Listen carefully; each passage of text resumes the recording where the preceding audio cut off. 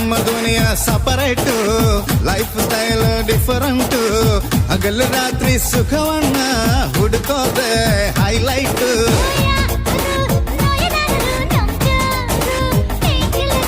ಯಾರು ಬೋರು ಅನ್ನರು ನಮ್ಗ್ಯಾರು ಅಷ್ಟು ಥ್ರಿಲ್ಲರು.